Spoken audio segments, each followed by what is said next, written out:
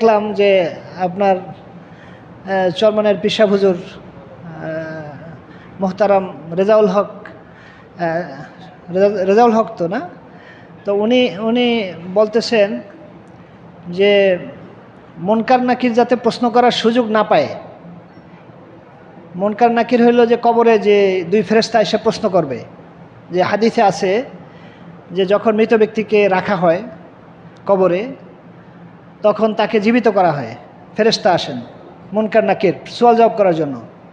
সেখানে প্রশ্ন করে যে মান রব্বুকা, অমা দিনুকা, হ্যাঁ, অমান নবীকা, তোমার রবকে, তোমার দিন কি, তোমার নবীকে। হ্যাঁ, এরপরে প্রশ্ন বলে যে তুমি এটা কিভাবে জেনেছো? তখন মুমিন ব্যক্তি বলে যে রব্বি আল্লাহ, আমার রব আল্লাহ। তারপরে দিন ইয়াল ইসলাম, আমার দিন ইসলাম। ওয়া নবী মুহাম্মদ সাল্লাল্লাহু আলাইহি সাল্লাম। তখন এই তিন প্রশ্নের উত্তরের পরে আবার প্রশ্ন করে যে তুমি এটা কিভাবে জেনেছো? তখন সে উত্তর দেবে যে করাতু কিতাব আল্লাহ, আমি আল্লাহর কিতাব পড়েছি, তার মাধ্যমে জেনেছি। এটা আল্লাহর পক্ষ থেকে একটা দায়িত্ব মুনকার নাকিরের, রাষ্ট্রীয় দায়িত্ব। মানে যেমন রাষ্ট্রীয় সরকার যখন কোনো প্রশাসনকে দায়িত্ব দেয় কোথাও অডিট করার জন্য বা রাষ্ট্রীয় দায়িত্ব পালন করার জন্য, পুলিশ বা প্রশাসনের ম্যাজিস্ট্রেট, হ্যাঁ, এটা সরকারের পক্ষ থেকে দেওয়া দায়িত্ব। তেমনিভাবে আল্লাহ রাব্বুল আলামিন মুনকার নাকির এই দুই ফেরেশতাকে নিয়োজিত করেছেন, যত লোক মারা যাবে কবরে তাদেরকে প্রশ্ন করবেন। যারা এই প্রশ্নের উত্তর দিতে পারবে তাদেরকে জান্নাতের পোশাক পরিয়ে দেওয়া হবে, জান্নাতের যে নেয়ামত সেটা ভোগ করার জন্য কবরের সাথে জান্নাতের একটা সংযোগ ঘটিয়ে দেবেন এবং বলবেন যে তুমি নতুন দুলার মতো ঘুমাও।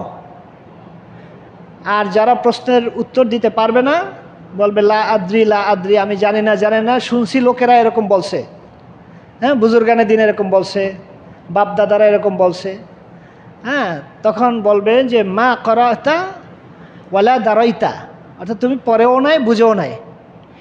এরপরে মিত্রাকা মানে হাতুড়ি দিয়ে মাথায় পিটানো হবে, যে এই হাতুড়ি দিয়ে যদি পাহাড়কে পিটানো হয় পাহাড় চূর্ণ বিচূর্ণ হয়ে যাবে, এরকম হাতুড়ি দিয়ে পিটানো হবে। এটা হলো মুনকার নাকিরের ব্যাপারে মুসলিমদের আকীদা, এটা আকীদাগত বিষয়। এই প্রশ্ন উত্তর এটা আল্লাহর পক্ষ থেকে দেয়া দায়িত্ব। তো এখন এই দায়িত্বটা আমরা যদি দুনিয়ার সাথে করি, মানে তুলনা করি, যে দুনিয়ায় যদি রাষ্ট্রীয় দায়িত্ব পালন করার সময় প্রশাসনের লোকদেরকে, ম্যাজিস্ট্রেটকে অথবা পুলিশকে কেউ বাধা দেয়, তখন এটা বড় ধরনের একটা ফৌজদারি অপরাধ, যে রাষ্ট্রীয় কাজে বাধা সৃষ্টি করেছে। তো এখন শায়েখ কি জন্য জানি বলেছে মুনকার নাকির যাতে প্রশ্ন করার সুযোগ না পায়, এই জন্য এমন দ্রুত জিকির করতে হবে আল্লাহ আল্লাহ, এভাবে শিখিয়ে দিচ্ছে। মুনকার নাকির যাতে প্রশ্ন করার সুযোগ না পায় এই জন্য জিকির করতে হবে কিভাবে? আল্লাহ আল্লাহ, লা হাওলা ওয়ালা কুওয়াতা ইল্লা বিল্লাহ, লা হাওলা ওয়ালা কুওয়াতা ইল্লা বিল্লাহ, লা হাওলা ওয়ালা কুওয়াতা ইল্লা বিল্লাহ। এটা কি মানে একটা আলেম ওলামার দেশ? এটা কি মুসলিমদের দেশ যে এরকম প্রকাশ্যে আল্লাহর নামের বিকৃতি ধর্মের সুরতে লক্ষ লক্ষ মানুষের সামনে প্রচারিত হচ্ছে, আল্লাহ রাব্বুল আলামিনের নামের অমর্যাদা করা হচ্ছে? এটাকে সংশোধন করার মতো একজন বুজুর্গানে দিন নাই এই সমাজে? এটা কেমন সমাজ? একজন হক্কানি ওলামা নাই যে একটু বলে দিবে যে শায়েখ এটা তো আসলে ঠিক না? কারণ নাম হলো আল্লাহ। নাম কি? আল্লাহ। লাম সাদ্দাযুক্ত লাম আলিফ মানে খাড়া জবর, এরপরে হায়ের মাখরাজ হলো এখানে কণ্ঠনালীর নিচের অংশ। আল্লাহ, আল্লাহু আকবার। এখন যদি বলে আল্লাহ আল্লাহ, তাহলে এটা কি হলো? অক্ষর উচ্চারণ হচ্ছে না। এরপরে আল্লাহ, এখানে লামের উপরে মাদ আছে, এটা উচ্চারণ হচ্ছে না। আল্লাহ আল্লাহ, এটা সম্পূর্ণ বিকৃতি। ইন্নাল্লাযীনা ইউলহিদুনা ফি আসমাইহি, আল্লাহর নামকে যারা বিকৃত করে এদের ব্যাপারে আল্লাহ কঠিন ধমক দিয়েছেন। সাধারণ একজন মানুষ, সম্মানিত একজন লোকের নাম যদি বিকৃত করে কেউ ডাকে, তাহলে সে কি খেপে যায় না? মহান রব্বুল আলামিনের, আসমান জমিনের যিনি মালিক, ওমা কদরুল্লাহ হাক্কা কদরিহি, তার মর্যাদা দিতে জানেনি এই পৃথিবীবাসী। বাংলাদেশের মুসলমান আল্লাহর মর্যাদা নিয়ে তাদের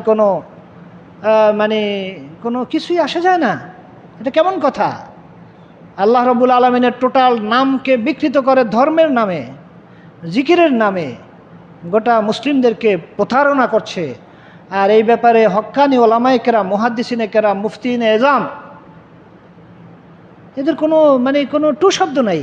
মনে হয় যে এটা একটা রং তামাশা, এটা একটা পাট পাতা, নাকি পরকালে বিশ্বাস নাই যে আল্লাহর সামনে দাঁড়াতে হবে। সে ভুল করতে পারে, যত বড় কুল্লু বানি আদম খত্তাউন, সকল বানি আদমই ভুলকারী। খায়রুল খত্তাইন আত-তাওয়াবুন, সকল ভুলকারীর ভিতরে সবচেয়ে ভালো হলো যারা তওবা করে। এখন উনি একজন আলেম মানুষ, পীর মানুষ, ভুল হইতে পারে। এখানেও আরেক সমস্যা, আমাদের দেশের অধিকাংশ আলেমদের ধারণা যে পীর কোনো ভুল করতে পারে না, এই জন্য যা বলবে তাই ঠিক, যা বলবে তাই ঠিক। কত বড় ভ্রান্ত আকীদা বিশ্বাস নিয়ে। রাসূল বলছে কুল্লু বানি আদম খত্তাউন, সকল বানি আদম ভুল করবে। আর আমাদের আকীদা বিশ্বাস হলো যে পীর কোনো ভুল করতে পারে না, পীর কোনো ভুল করতে পারে না, যার কারণে